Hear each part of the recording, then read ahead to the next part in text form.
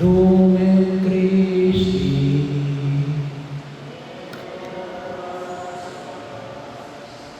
Yan ang gagamitin namin bahagi ngayon. Kung inyong maalala, noong nakaraang taon ay si Kristo muling nabuhay at ang sagot ninyo ay Hallelujah, Hallelujah.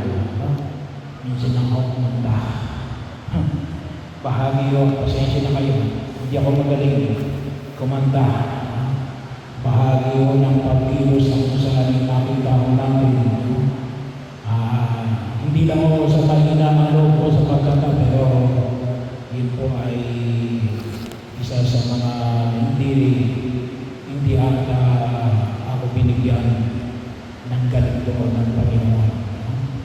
Pero yun po yung bahagi, no? Ang ibig sabihin, Lumen Christi, liwanag ni Kristo.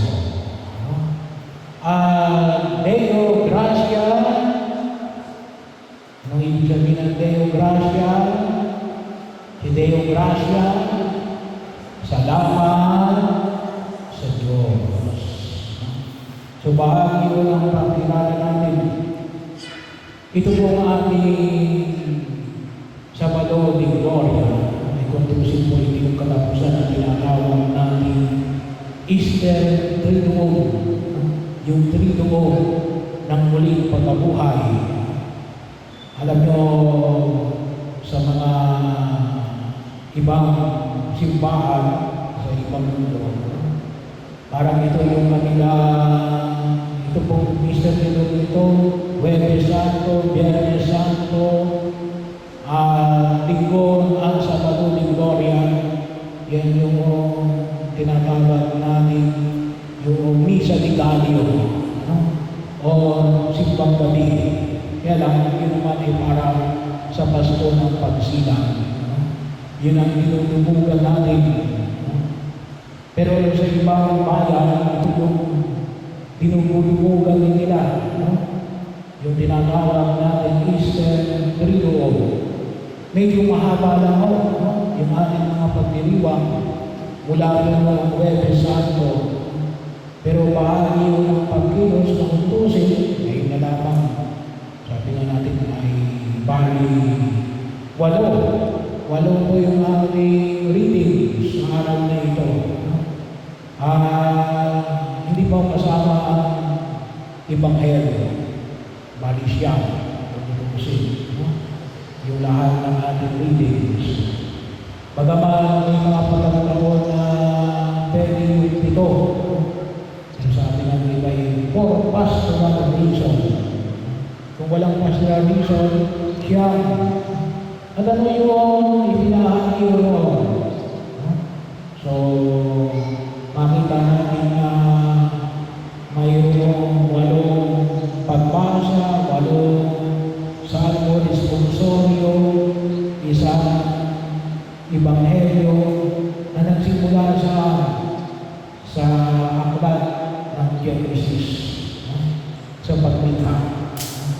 Kaya nga nung gusto ito ay inakapsulize ito, ilalagay sa sinasama rin yung yung tinatawag ng istorya ng pagliligtas ng Diyos mula sa paglikha sa mundo, sa pagtawag niya sa kanyang bayang Israel mula sa Egypto, sa pagkapadala niya ng kanyang mga namumuno kay Moises, kay Abraham, kay Jacob, mga propeta, at walang ibang kung saan nagkaroon ng highlight sa pamamagitan ng ating Panginoong Hesus Kristo. Kaya bahagi yun ng paglugon na kung saan ay tinatawagan.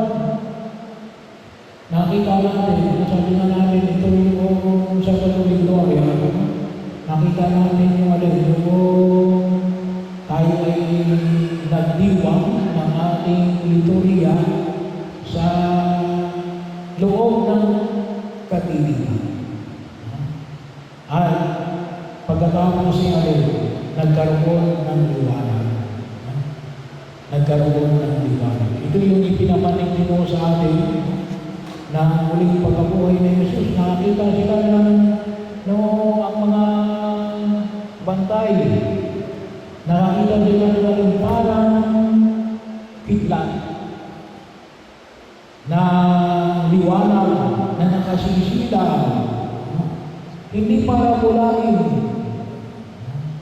Ngunit ko pang tumangdaw sa atin. Ito, ang aking Pascal Campbell.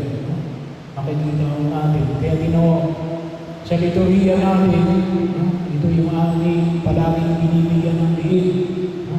Sa mga sakramento natin, binubuksan natin ito. Kasi ito yung liwanag. Mula ng binyag. Mula sa sakramento ng binyag, mamaya magpapahayag tayo ng ating pagkasaliwa sa binyag. Bahagi yun. Kapag may bahagi yun, lahat ng mga sakramento natin, binubuksan natin ito. Ang ganun din kapag may patay. Kasi ito yung tatatanglaw sa atin. Walang iba kundi sa Jesus, ang liwanag ni Kristo. Kaya tayo ay magpasalamat, bahagi ho. At ipanalangin natin, kasi dahil na tayo ay tunay na liwanagan. Tayo tunay na liwanagan. Ang mundo ginagawa natin ay punong-puno ng kadiliman. Punong-puno ng kadiliman. Kaya bahagi mo na hamon na pinamamanig ng buong ni Kapal sa Jesus ang ating ilaw. Tayo mga nananalig kay Jesus. Kaya ano yung dapat na makita sa ating liwanag? Dapat tayo nagliliwanag. At dapat tayo nagpapaliwanag tayo sa iba. Bahagi o bakit? Dala natin si Jesus ang liwanag. Pero kapag hindi tayo nagbibigay ng liwanag, kung dala-dala natin ay kadiliman, hindi totoo na si Kristo ang dala-dala natin. Kasi bakit? Nagdadala tayo ng kadiliman. Hindi mo pwedeng magsama yun. Kahit daw sabihin namin yung gray area, yung gray area kasi yan combination ng puti at saka ng itim. Kapag sinabi mong gray area, anong tawag ng ating dyan? Malabo. Ay, hindi liwanag yun. Hindi liwanag yun. Bahagi yun kung saan ay makita mo natin. Kaya yun yung hamon na pinanaman yung sa atin ng buhay ko. Siyempre, simulin na buhay. At sana ako, sabihin natin, magtaglaw tayo. Tanglawan tayo. At maging tanglaw tayo para sa iba. Kaya yung dala-dala natin kandila at mamaya sa pagkasaliwan natin na ating ipinangako sa binyag ay bahagi yun. Nung Biyernes Santo, pinaalala ko rin sana po sa mga misa natin bukas, ay magdala rin ng kandila, pero hindi natin kasi nakasanayan. Kasi nga, once a year lang. Bagamat, every Sunday, pinasaliwa natin ng ating pinangako ng binyag. Kasi bakit?